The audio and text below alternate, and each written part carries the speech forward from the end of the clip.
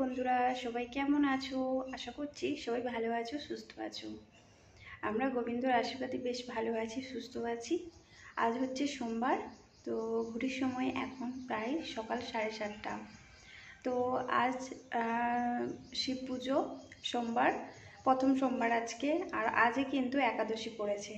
তো একদিকে কিন্তু বেশ ভালোই, যারা সোমবার ব্রত করে তারা একাদশীও করতে পারবে, আর যারা একাদশী ব্রত করে তারা সোমবারও করতে পারবে। তো আমারও একদিকে ভালো হয়েছে। তো সোমবার তো আমি করবই, তো ভাবছি আজকে একাদশীটাও আমি করে নেব। তাই আজকে দুপুরে আমি সাবুই খাবো।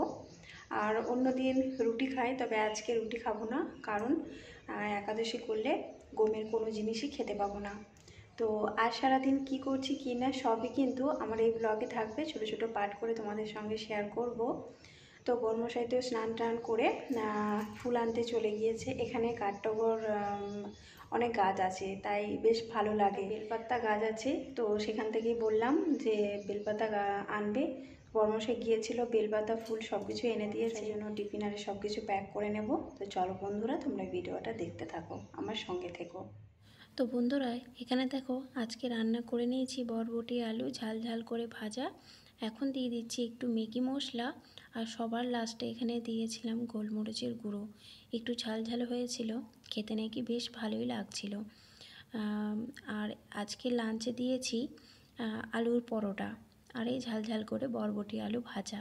এখন দেখো টিফিনে দিয়ে দিয়েছি দুটো আলুর পরোটা, টমেটোর সস, আর এখানে দুধ চা। তো চলো বসে আছে, এখন এই খাবারটা দিয়ে আসি। বন্ধুরা, কিছু কাজ হয়েছে, কিছু কাজ এখনও বাকি আছে। কিছু কাজ বলতে বর্মশাই যে খাওয়া দাওয়া করেছে সেই বাসনগুলো এখনও পড়ে আছে। রান্নাঘরটা এখনও পর্যন্ত সেরকমভাবে গোছানো হয়নি। তো এখন একটু বসে আছি, একটু ভিডিও এডিট করছি, আজকে একটা ভিডিও দেব সেই জন্য। তো ও বর্মশাই তো সকালবেলায় পুজো করে নিয়েছে, ও ওর মতন পুজো করেছে। তো চলো তোমরা ভিডিওটা দেখতে থাকো। আজকেও কিন্তু মেঘের ওয়েদার একটু মেঘলা করে আছে, জানি না আজকে রোদ উঠবে কি না। তবে কালকে যে জামা কাপড়গুলো মানে কাচা হয়েছিল সবই কিন্তু শুকিয়ে গিয়েছে, মানে ভালো রোদ দিয়েছিল। তবে একটু দুপুরের দিকে একটু মেঘলা করেছিল, তারপরে কিন্তু আবার রোদ উঠেছিল, বেশ ভালো লেগেছিল।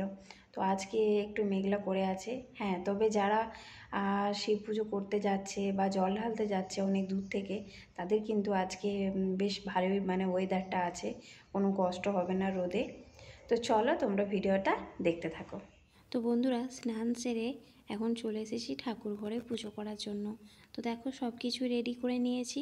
তো চলো এখন পুজোটা সেরে নিই। বর্মশাই কিন্তু বর্মশাইয়ের মতো পুজো করে কিন্তু চলে গিয়েছে, এই যে দেখে নাও। তো চলো এখন পুজোটা সেরে নিই, ফুল দিয়ে দিই।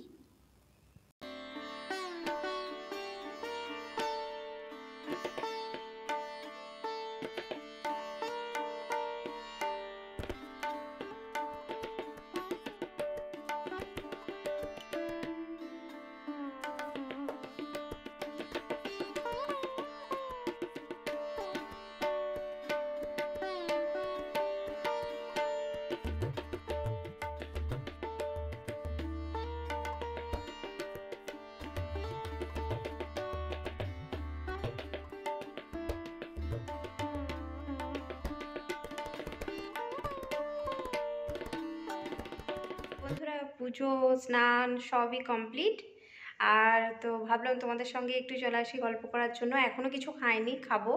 তো সাবুটা এখনও সেরকমভাবে ভেজে নিই, সাবুটাই খাবো। তো আগে এক গ্লাস শরবত খাবো তারপরে।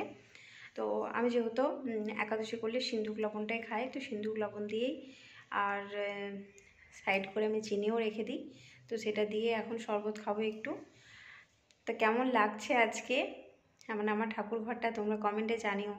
আজকে অনেক ফুল নিয়ে এসেছিলো। তো বন্ধুরা, এখানে দেখো দুধ কলা সব কিছু মাখিয়ে নিয়েছি। তো চলো এটা এখন খেয়ে নিই।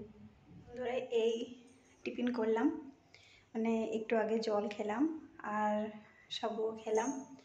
তো এখনই মৌসুমীদি লাইভ থেকে বেরোলাম। আর তো চলো সময়টা মানে কীভাবে যে কেটে গেল, মৌসুমীতে লাইভে ছিলাম অনেকক্ষণ ধরেই। তো গল্প করতে করতে সময়টা পুরো একদম কেটে গিয়েছে। আর এদিকে আমি এখন লাইভ থেকে বেরিয়েই খাবারটা খেলাম। তো চলো এখন একটু রেস্ট নেব, কারণ শরীরটা কেমন লাগছে বেশ। মানে সকাল থেকে তো জল খাইনি, 12টার পর জল খেলাম, সেই জন্য একটু কেমন লাগছে। তো এখন একটু রেস্ট নেব, ঘুমাবো না।